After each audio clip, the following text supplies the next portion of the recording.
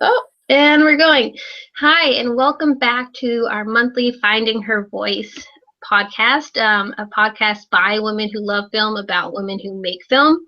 For October, possibly unsurprisingly, we are talking about horror movies, and we're talking about horror movies specifically directed by women. Something I think that's exciting that we've seen an incredible surge of in the last couple of years. Once again, I'm joined by my co-host Gabrielle Bondi, our editor-in-chief, and Alana Jane Chase, TV and film writer, and my How to Get Away with Murder co-critic. So that's fun. We'll be missing tonight a little bit, so make sure to catch up on that tomorrow or Saturday.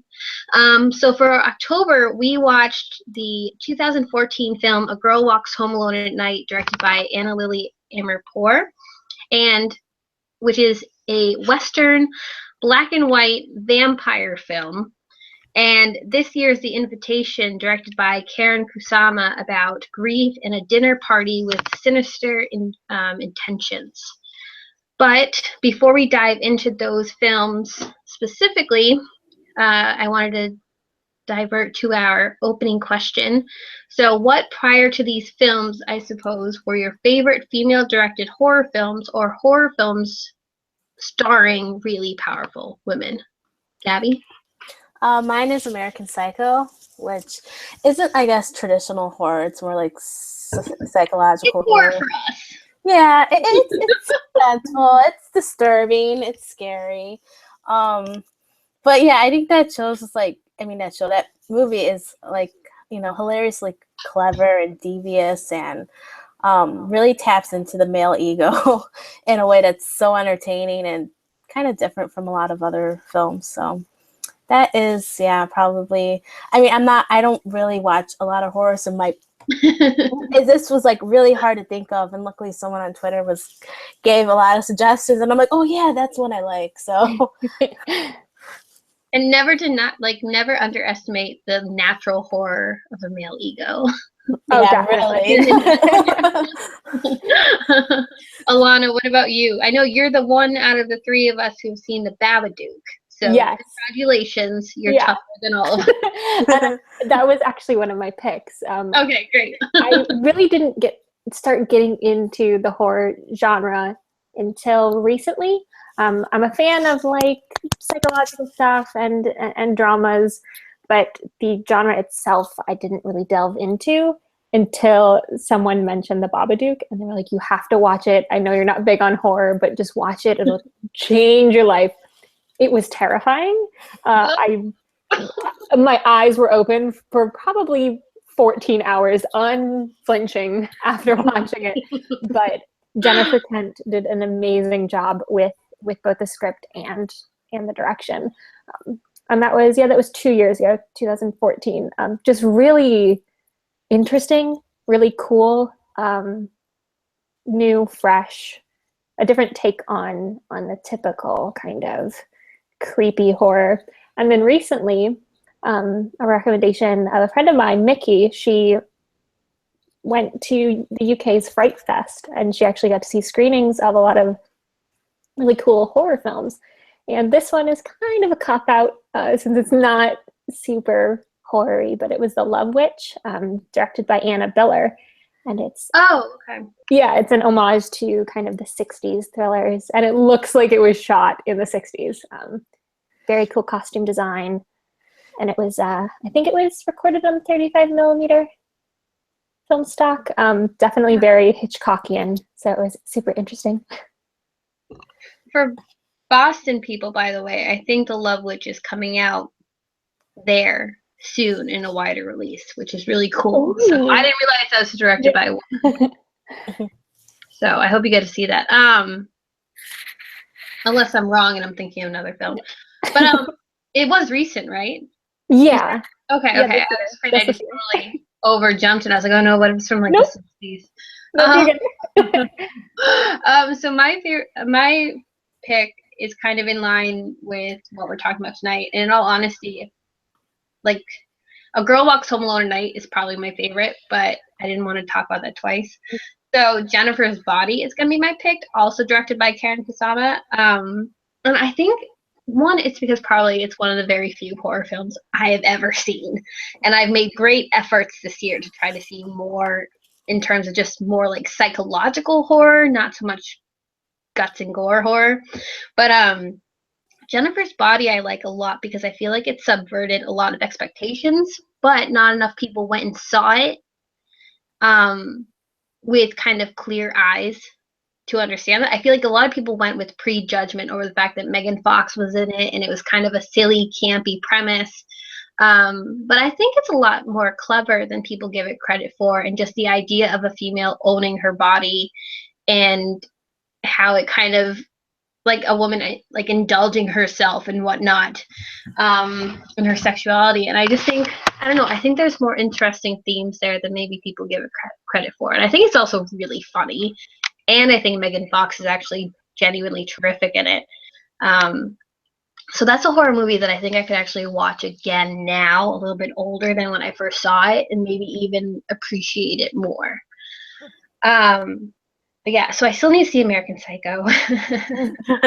You really do. It's so great. It's on Netflix too, so I don't know why I haven't. Maybe this month. This will be the month. I really pushed myself this month to see some scarier films.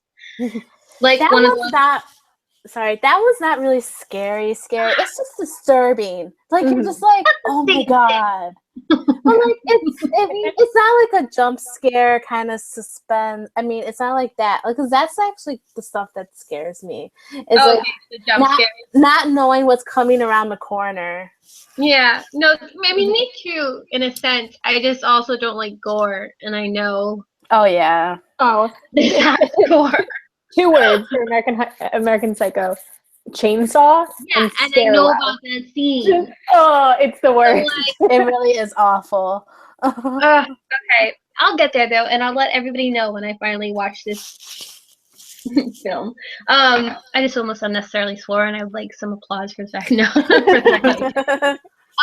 So the first lead-in, I guess, beyond this question is, what were your general thoughts on the films? Because I know you two haven't seen either of them. So if you guys want to start with A Girl Walks Home Alone at Night, since I haven't seen The Invitation either. Okay, so I really loved A Girl Walks Home Alone at Night. Like, okay. I was watching it today at work, and which, you know, it's a little bit more difficult doing that because you kind of have to pay attention because there's subtitles, and I don't understand. Are they speaking Farsi, or I'm not sure what language it was. It's Iranian, so I'm thinking it is. But anyway, so yeah, but it was just so, oh my god, riveting. And the way it's filmed, it's so tantalizing and slow and like just really good. Like, yeah. I felt, I mean, I just like, I just want to say, like, it was really good like that, you know. I don't know. I think there's, you know, the one scene with the song, the White Lies song is fantastic. Yeah. That is pretty much a standout scene in it for me. And even the end when they kind of look at each other in the car after he kind of sort of reconciles the fact that, yeah. I mean, are we spoiling? Should I not? I mean, okay, spoiler warning. It was released in 2014, but yeah. when he kind of realizes that she was the one who killed his dad, and he kind of has second thoughts about, you know, running away with her, but then he's like, you know what? I mean, I don't know. I think that scene just spoke volumes. They didn't need to say anything, just that moment. I mean, there's so many great lingering moments in it. It was, yeah, I mean, it was not like the traditional horror film. I mean, it had horror elements, and it definitely kind of fits into that genre, but it's really unique. I agree. And I think my favorite part of the film, apart from the fact that it is so different than a lot of vampire stories that we're seeing, and especially because it's focused on a woman, and it's kind of simplistic in the way that it's shot and kind of the story. But my favorite part of it is just the way that it looked. It was kind of like sexy. It was like a mood. There's like some kind of mood to it that felt very intimate. And I liked the fact that it was in black and white, and the chemistry of the characters and the film as a whole. You could really feel it through each scene, especially towards the end when there's that revelation, and when the main character does have that contemplation of, oh, should I go with her? And then eventually does. I just thought throughout it felt kind of, it felt kind of intimate, even though it was scary. Yeah, which I think intimacy is like a big part of like the vampire genre in general, and she kind of found a way to kind of channel it a little differently than what we usually expect from vampire movies. Exactly, So, because they put it in the point of view of the female gaze for once, which I think good vampire films do in a way, because it's all about like sexuality, like Alana said, and I don't know. I think a good word for this film is mesmerizing, because I felt like the whole time I was watching, I was almost in a haze. It was like I did not need to focus on anything going on around me. I was just totally 100% sucked into this film, which ideally is what good cinema does. It's, you aren't distracted. You aren't thinking about what you're going to do after the movie, or what things you didn't get done before the movie. So I really adored it. And that white lie scene for the song Death is like undoubtedly one of my favorite scenes in a film I've ever seen. I think that was done perfectly. And also, can I make a suggestion that if they ever do a James Dean biopic, that Arash Marandi, the boy from the movie, plays him? Oh yes, I was just yeah, going to mention that. Oh, he was fit. He just was superb. Like, I think he'd make a perfect James Dean. But I thought the two leads were both spectacular. And the fact is, the film does live and breathe on their chemistry for a large portion of it. So I thought that was really integral. And also the idea that this is all about a woman getting revenge on men who harm other women. That's amazing in a horror movie. It's taking that idea of male entitlement and abuse and turning it on its head and being like, look at what would happen if the women had the power to get back and control these issues. And I don't know, it was really powerful to watch. I really enjoyed it. And again, I'm gonna have to go watch that white lie scene after we stop this podcast, because I'm so definitely. So I am curious now, because it was I watched this last night, pushed away a little bit from me on a smaller screen so I could handle it. And I ended up loving it, actually. So I'm curious what your thoughts were on the invitation. Alana, I don't know if you want to start for this one. If you did you get to see it? Oh yes, definitely. Okay. I did want to come back to the previous film for just a quick second. Yeah. The thing that I thought was super interesting about the moment that Arash and the girl do meet, he's dressed as Dracula. Yeah. And that's kind of the iconic vampire character. And instantly I thought of all of those old film posters where it's Dracula and a woman who is the victim. And in this scene, I instantly, I forgot that she wasn't the victim. And I was like, wait, she's the vampire. It's flipping it completely and then bringing in an image that we're so used to having the male be in power and the woman be the victim. And I thought that it was just interesting to kind of play with that. That's a fantastic point, and I'm really glad that you diverted my attention, because it reminds me also in that white lie scene, there's a similar thing where they're put in flipped positions of power and dominance and whatnot when he's baring his neck and it looks like she might bite it. Which is in that context of the scene, it's again, it's really exploring sexuality and whatnot. But in any other vampire film, it'd be the other way around, and we'd be looking at this woman who's a victim. So that's a good point. I love that scene with I was really confused by that scene. That's Dracula. But The Invitation, I do have to say I enjoyed The Invitation a little bit more than I enjoyed Girl, which I've just been abbreviating it in my mind as just Girl. It's kind of mushed, yeah. But The Invitation, I think I enjoyed it a little bit more because it was such a slow build, and to the point where I was looking at every character and thinking, okay, when are you going to snap? How are you going to snap? I know it's coming. Why are you making me this way? Like, why am I feeling these feelings? And when it finally broke, and are we allowed to spoil this? Spoiler warning. Okay. No, you are. When it finally built up and the paranoia just kind of crumbled, and it's that mass kind of suicide scene, I was both not surprised that it had gotten to that point, but I didn't see that coming.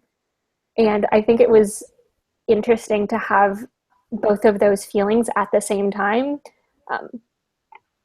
And I think the film was directed in that kind of voyeuristic way of, okay, you're not going to be surprised when it hits you, but it's going to hit you in a way that you don't know what to do with. I couldn't process what had happened for so long. And I think it was, apart from just being a fantastic film, beautifully shot, just that the warmth in each scene visually was beautiful. It was a delicious film. I think it was a good commentary on kind of mob mentality and grief, and also just you used the word delicious about the but specifically regarding that term, the scene of the shot where they get dinner layout was one of my favorite shots in the film, and really reminded me of Hannibal, actually. I thought it was a good say. I was like, I want to look up if the I don't know, the food person for Hannibal was in any way involved with The Invitation, because those food scenes in Hannibal, it was just instant connection in The Invitation. I agree. Gabby, what did you think of the film? Okay, so the thing is, this film is not that enjoyable if you spoil yourself. No.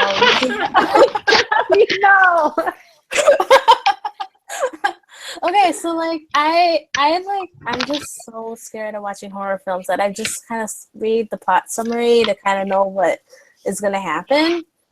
And so because I did, the slow build was really slow for me. But I was able to appreciate the direction, and I think it's fair. I really like the way it was styled. But ultimately, because of that, I just felt really impatient with it when I was watching it. And, obviously when you get to like the last, 25 minutes when all the shit goes down, that's like, when it kind of woke me up, and I was like, okay. But I don't know. I mean, I think it was very, it was very tense throughout. I can say that. And I don't know, for some reason, I couldn't really, I don't know if it was the cast, if it was the performance, but it felt very stilted. And I don't know if that was just, trying to, make it feel more awkward, because that was pretty much, what the feeling in the room was. And I'm pretty sure how it was meant to be. But for some reason, it felt kind of odd to me. And I couldn't quite get into this group of people being together, if that makes sense. No, I get that. I think it's kind of interesting, though, because I feel like I'm in the middle of you two, in the sense that, like Gabby, I had to read the plot before I watched the film. Horror movies scare me really badly. But I loved it. So and it might be one of my favorite movies of this year, actually, which is surprising. Now I have 2 horror-ish movies in my top 10 with this and Green Room. But I don't know. I like even because of the slow build and that I knew what was coming, it made me more anxious for it. Like I didn't get bored by it, but I kept waiting for something to happen because like you don't know how long the last like onslaught is really gonna take. And I have like a little reasons of why I loved it, but it was a really good portrait of grief. Oddly enough, you know, I think the best horror films, I think the best genre films like this, sci-fi, comedy, and whatnot, I think they always work best as some kind of Trojan horse for like a bigger issue.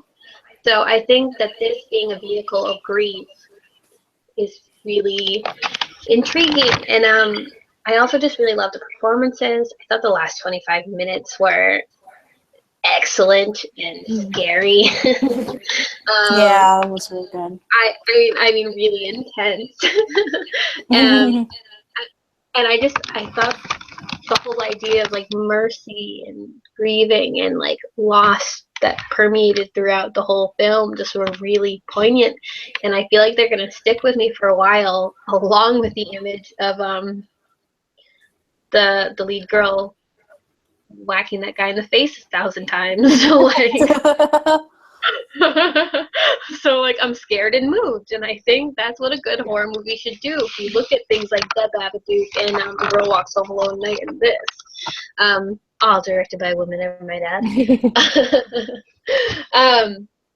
So if we want to linger on The Invitation for a second, one positive that I'm wondering if we can all agree on is, and I'm wondering if this has anything to do with the fact that it's a female director, is how effortlessly diverse this cast was. Yeah, I mean, I noticed that right away too, and I kind of wondered about it in the way if that was, I don't know, organic to the story or not. You know what I mean? Because like, I don't know, I just felt like it would be like. I feel like they were really representing like every minority in that group, almost. Which, well, I thought that made sense for the area of where they lived, like in a more suburban area or whatnot, and the age of the friends who like kind of all come together. But I also didn't think it was trying too hard to make that group happen, you know, because like a lot of the diversity came from friends pulling in other people. That's true. And like, I'm not going to spoil it too much, but if you look at the end and who's standing, you know, some of the people in that crowd are never seen at the end of a horror film. Yeah. Typically, they're the person off. That's a very good point. You know, so the fact that they were kind of empowered enough to like last through the film. Yeah. Instead, like, you know, there's one character I would have assumed would have been swapped with the other, and again, I'm so fearful. Like, I think spoiler warning's enough, right? Yeah. Okay. Yeah. I would have assumed that his wife and his girlfriend's roles would have been swapped by the end, or his ex-wife and his girlfriend's role. If it was any typical horror film, right? Or just the two of them would have made, you know. So I just think how they did that was really maybe not like purposely progressive, but I think it is very much progressive for horror films. Yeah. And I don't know if that was something you guys felt too, or anything you guys want to talk about, but I was really happy about it. It kind of ties into what you mentioned about Mercy, and I definitely agree with you. I thought that their roles would have been switched by the end, but I think something that was clever that they did, and maybe you guys picked up on it too, you probably did, how when Will hits the coyote and then Mercy kills it, and David kind of is like, oh yeah, good job, like you put it out of his misery, and you know that was the good thing to do. And then when, spoiler, at the end we see Will carrying Eden outside so that she can die.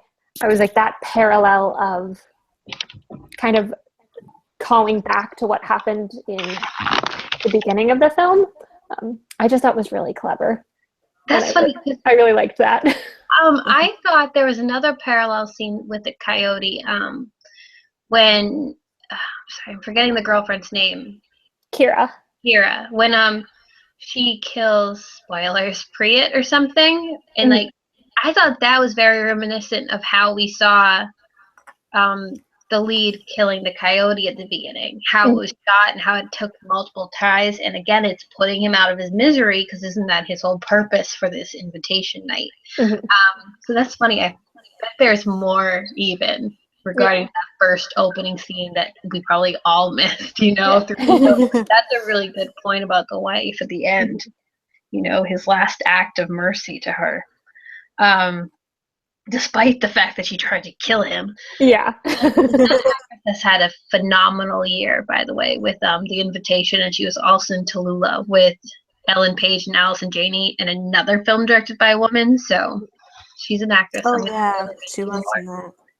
I know we didn't love that, but it's still worth checking out. So back to A Girl Walks Home Alone at Night quickly, because we touched on this already about the sexuality of the film. But what I think is interesting is that they showcase sexuality and intimacy without ever exploiting the female characters, and without ever really indulging in nudity of any kind or any kind of explicit sexual acts. But I think there is kind of an undertone of sexual chemistry to it, and I wonder again, is there like a female agency that comes with that type of storytelling, if that makes any sense at all? Yeah, that makes sense. I mean, I also thought partly too was the culture that, you know, the film was set in, that it was kind of reflecting that, as well as I think showing the power and not having to be like overly sexualized to, you know, be forbidding or to, you know, take control of a situation in a way. So I really like that the girl was just like an average young woman. I mean, you really would not have thought twice, you know, about her. She didn't look like this gothic, you know, goddess that you see like in other vampire movies, especially female vampires. She's just, I mean, she was adorable in her, you know, striped shirt. And she rides a skateboard and like, right. Yeah, just a chill teenager, except for the fact that she has fangs and can bite people's fingers off. Yeah. Right. Maybe the most rewarding scene of any film ever. Like, sexism drained. But yeah. Oh, I just made a pun. Drained. It took us way too long to get that. It took me really long too. I didn't even notice it. But yeah, I definitely agree. With the fact that she's not over sexualized, but she still has she has sexual agency. And I think a lot of times in films, not just horror films or any specific genre films, it's unfortunate that we see women don't have sexual agency unless they are considered sexually attractive, or women that are sexually attractive only ever have sexual agency and nothing else. And that's the basis of their character, and they can't be anything else. And I really enjoyed seeing a girl that was just a girl who was also a vampire, but she was allowed to be just who she was and also have sexual agency and just be a badass. And I love her. Yeah, that brings up, I know, like, can that be my Halloween video? But like, no. Oh god. Damn it, I lost my train of thought. No, but that brought up the idea that I think is really interesting with that character is the juxtaposition of like how ordinary she is in terms of outward appearance, mixed with the fact that she's obviously a very extraordinary creature, so to speak, creature of the night and whatnot. And I think that gives a greater sense of agency and mystery to this character that I think just makes her kind of like a modern heroine for our age. Like, she's just so intriguing and different, and and she's assertive in her silence, and I just think that's remarkable. And I would love to see more characters like her in coming films. And this is all to say that Anna Lily Amirpour is one of maybe the most exciting filmmakers we now have on the scene. And I can't wait to see everything she does ever. Definitely. Yeah, same here. I'm just totally blown away by her work in this film. Yeah, because again, it's so singular, and obviously she's paying homage to films that have inspired her or genres that have inspired her in the past, but she never seems like she's making a copy of something that's been done. It's all like she takes themes and ideas and creatures that have been used before and make them into her own, and I like fear using this word, but authentic story, it's something that's truly her own that can't be mimicked. And I think that's really excellent to have as a first feature film. Yeah, to have that as your introduction, that's kind of mind blowing. Fantastic. Like that doesn't make sense to me. But then I watch it and I'm like, okay, you're brilliant. This makes perfect sense. I would love to see her, maybe not do a remake, but take Sophie Treadwell's Mackinac and work with that and kind of do an adaptation of that, because I think she would do a fantastic job. That I don't know if you guys have read it, but yeah, I was gonna say it's amazing. Yeah. It's amazing. It's very much in line with a lot of the feminist themes that she touches on, and the creep factor as well. And it's important to have those feminist voices and those unabashedly feminist voices in film these days. So, anything she chooses to do, be it that or something else, yeah, would be amazing. So I have a last question to kind of round it all up, but I don't know if there was anything else specifically about the films that you would want to talk about. We can just gush about how much we all loved that white lies scene, I'm assuming. Yes. It's just or just we can all sit here and just watch it on loop while we record. Either makes me really happy. But essentially I just adored that moment, and I think more films should make moments like that. Mm-hmm. So that's my eloquent thought on that scene. It kind of reminded me of the scene. It gave me the same feelings as the scene in Girlhood did. Yeah. The diamond scene. And you mentioning that a lot of films should have more moments like that. I totally agree. Just, there's not a feeling that you can replicate. Yeah, no, and it's it all comes down to, and this is a whole nother podcast within itself, because I adore this aspect of film, is how music is utilized in film. Mm-hmm. I make a list every year about the best moments in music in movies and music this year, and that was one of them, clearly. But you think back to your favorite moments in movies, and a lot of them correspond to some other element of art. To me, my favorite moment in a movie ever is Tiny Dancer on Almost Famous, and you just swept up in the entire moment of it. And I think something like Girlhood and like A Girl Walks Home Alone at Night had those similar moments where you just you feel like you've lived that moment, even though obviously none of us have been vampires. None of us are French, so it's we haven't had, none of us are rock stars, presumably, although I wish I was. But we all have had moments of that kind of joy or pain or whatever that can be summed up by a musical cue, so to speak. And I just think when movies nail that, when they make an effort to gauge all of your emotions and senses, is when cinema is at its very best. So yeah, I loved that moment. Maybe a lot of arm gestures that you guys see, but I'm just loving this. There's a huge difference between scenes like that where they're fully immersive and they're so careful, and it's just beautiful to see and to experience. Difference between that and then kind of just slapping an MIA song over like a montage scene of a pack of girls walking in slow motion, Sure. like, to their destination. Yeah, similarly, well, that's fantastic in its own right. Or it's like putting a Bon Iver song Exactly. over a sad scene and expecting, which, like, I'm a sap and I probably would cry, but yeah, that's the point. You have to really engage. Yeah, when it's done in a way like it was done in this film or in Girlhood, it's exceptional. I agree. I really adored it. I love it. So yeah, I don't know if you guys don't have anything more specifically about these two films. I can go to my last kind of thought.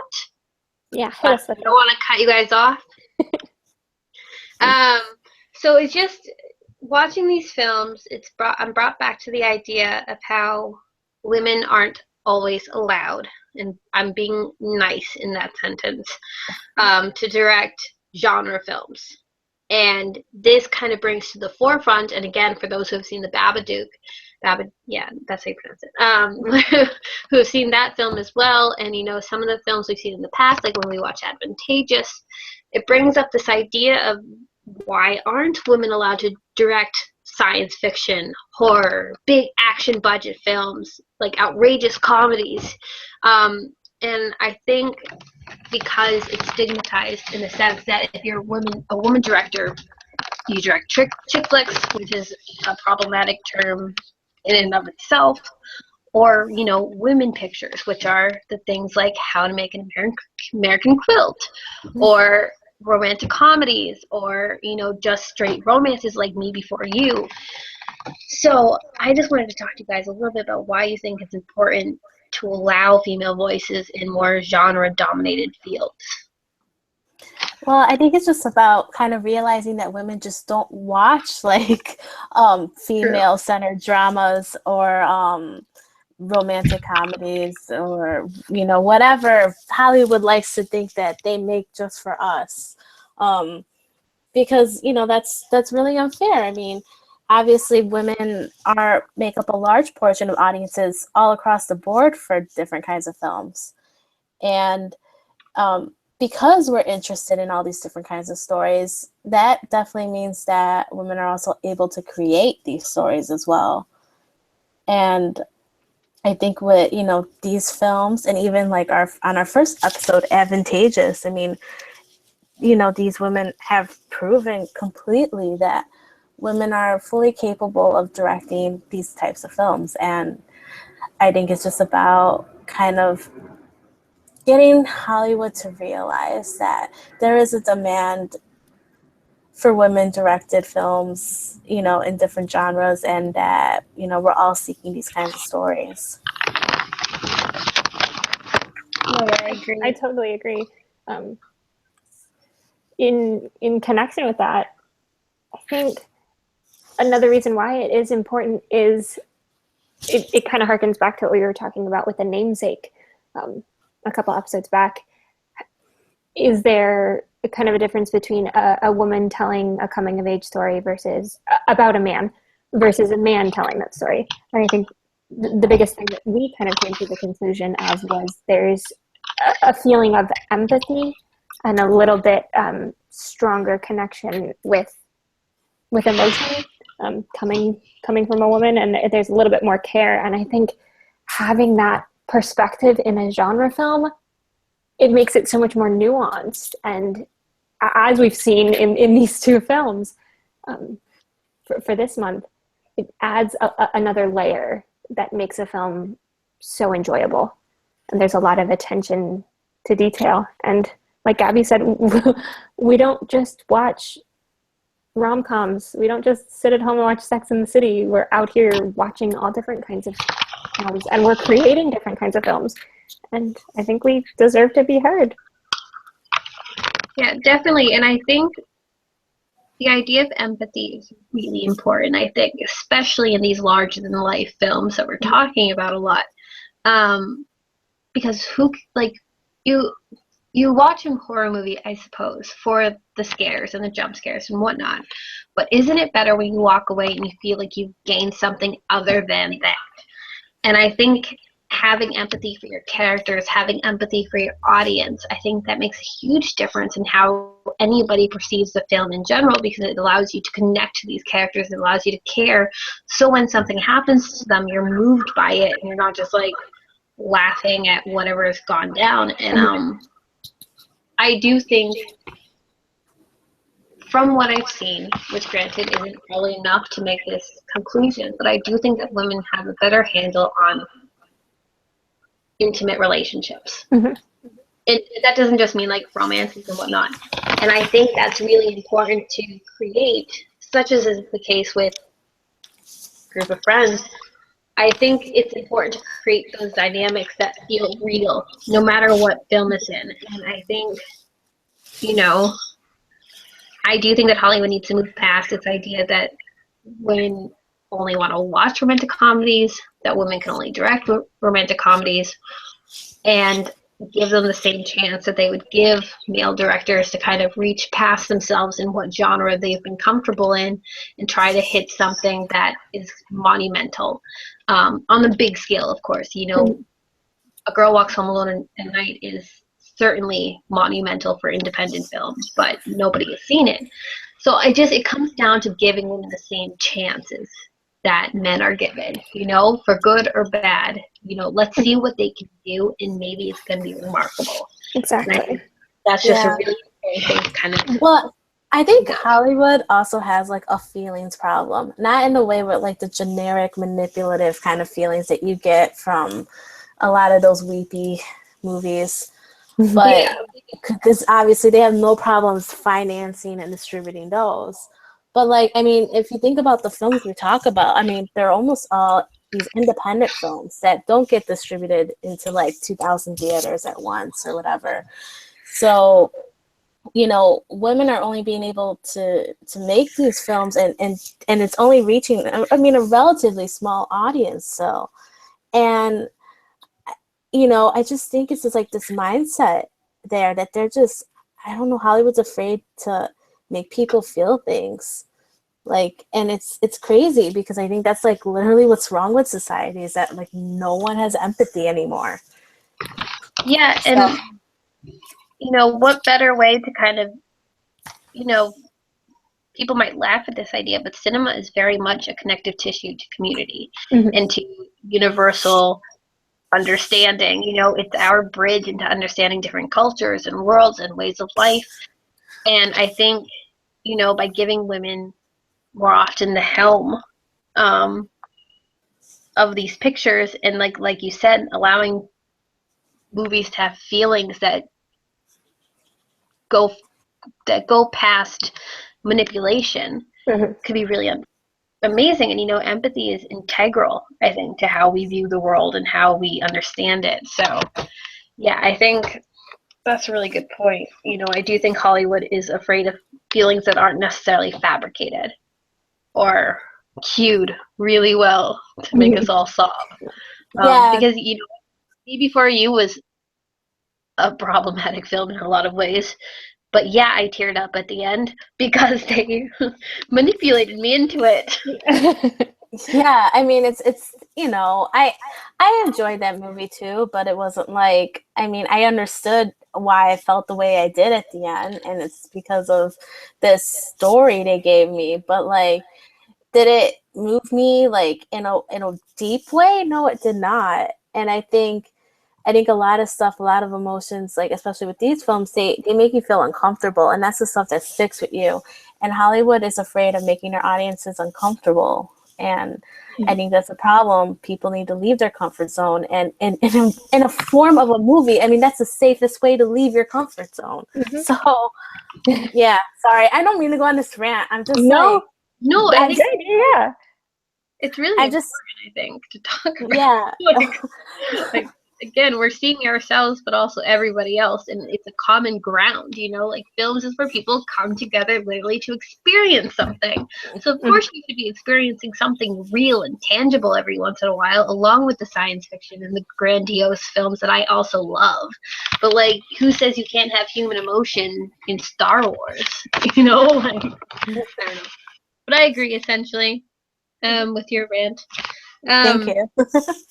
Quick thing that I just remembered because we mentioned advantageous, but I saw somebody on Twitter suggest the idea that Jennifer Fang, who directed it, should direct Mulan. I would love that. Okay, right? So that's the only way I'd see that film. Yeah, I would love that. I would love So I that. just wanted to propose that. Yeah. They're making 2 of those films, and they already got a male director for one of them. Rumored. Okay, well, the other one should get her. Yeah. Because it's have, like, big Sundance hits breaking out, and then, like, male directors get to go direct Spider-Man, and Jennifer does not. Yeah. I totally agree with you.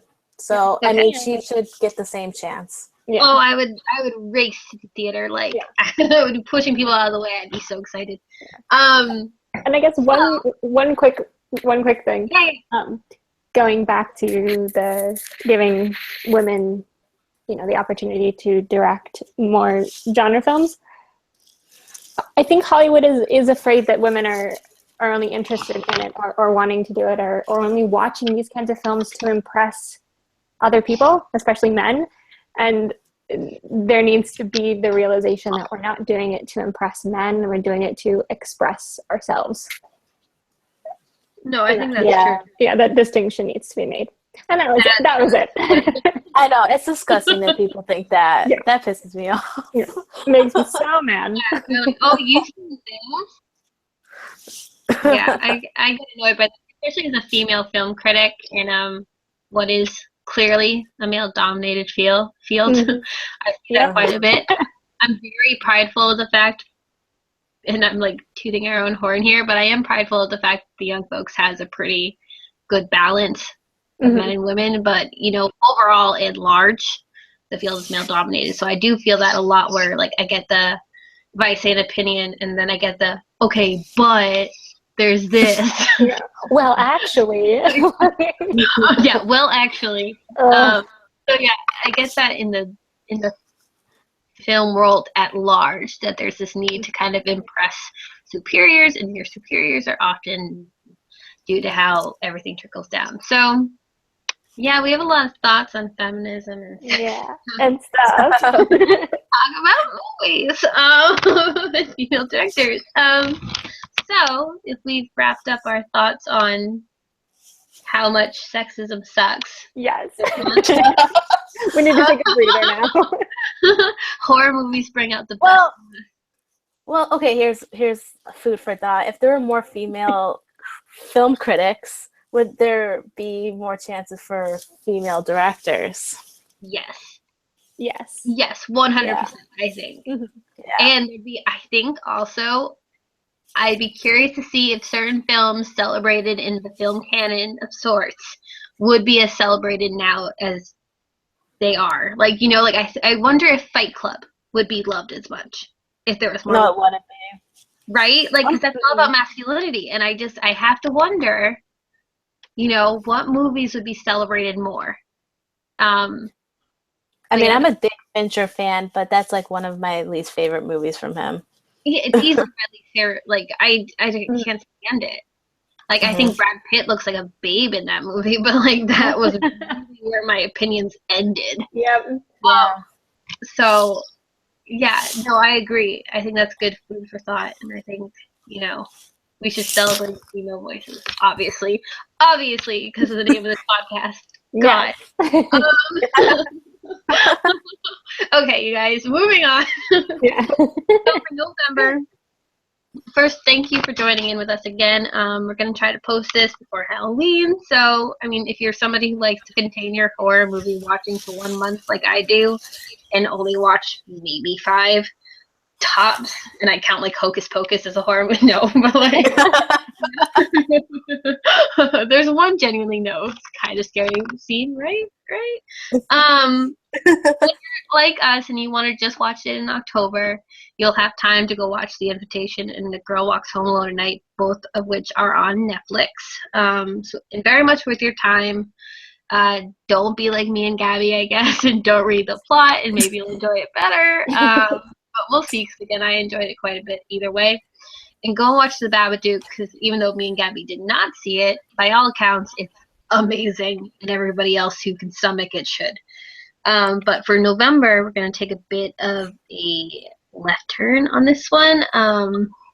I think we're kind of still talking about it, but I think it'd be cool to kind of immerse ourselves in this Noirvember thing that's been going around for a number of years. I know its fellow film writer Mariah E. Gates has a big hand in it, or was a creator of it.